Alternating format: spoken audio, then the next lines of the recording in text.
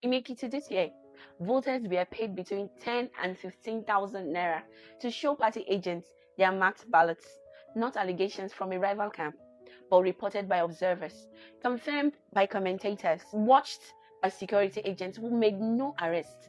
That tells us one thing, that vote buying in Nigeria has moved past occasional bribery. It has become a functioning parallel electoral system running alongside the official one. This is Southern Voices. Good day, everyone, and welcome back to Southern Voices, the podcast where we discuss Nigerian politics, governance, and the affairs of the Niger Delta, and of course, Bayelsa State, with no filter and no protocol. I am your host, Jessica Charles Adias, and today I want to walk you through vote buying the way I would in a lecture.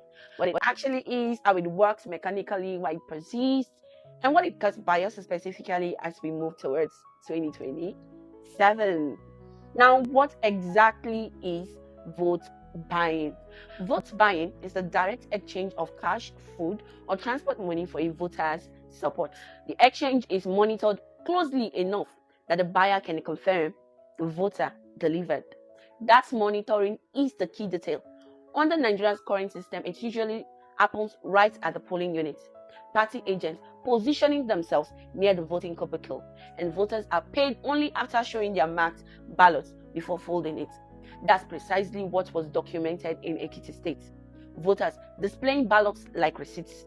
Knowing this matters because it tells us exactly where to watch on election day, the polling unit itself, not the campaign trail. So why does vote buying work? Vote buying persists because it solves a problem for politicians: uncertainty. You cannot force loyalty, but you can purchase a one-time verifiable transaction. For a voter in a low-income household, 10 to 15,000 naira of course can mean a week or more of survival income. For the politician, it is a cheap price for a seat, controlling budgets in the billions. The math overwhelmingly favors buying votes, especially because enforcement rarely follows. INEC chairman Professor Joash Amopitan has publicly insisted that vote buyers must be arrested and prosecuted under the Electoral Act. Yet, despite EFCC and police presence in Ekiti, nobody was arrested. A law that has never applied functions in practice as no law at all. Bayelsa's registered voter population is small compared to most Nigerian states, and turnout often runs below 50%. Smaller electorates with lower turnout are structurally easier to buy for a simple reason: fewer transactions are needed to swing the outcome. In a ward or senatorial district where only a few tens of thousands actually vote, a candidate doesn't need to persuade a majority of the population, but just purchase a decisive margin among those who show up. That is a very different calculation than in a state like Lagos, where the sheer number of voters makes wholesale buying too expensive to pull off. No candidate needs an overwhelming majority to win in Bayelsa, but just a plurality, but at the margins. Vote buying doesn't just damage the legitimacy of a result, it degrades governance afterward. A candidate who spends heavily to purchase votes has created a debt, either to the financiers who supply the money or to themselves, expecting of the cost to recoup it. Research on clientelist democracies consistently finds that officials who win through heavy vote buy show higher rates of procurement irregularities and lower investment in shared public goods like health, education, and social amenities, because public resources shift towards repaying the political debt instead of serving the broader electorate.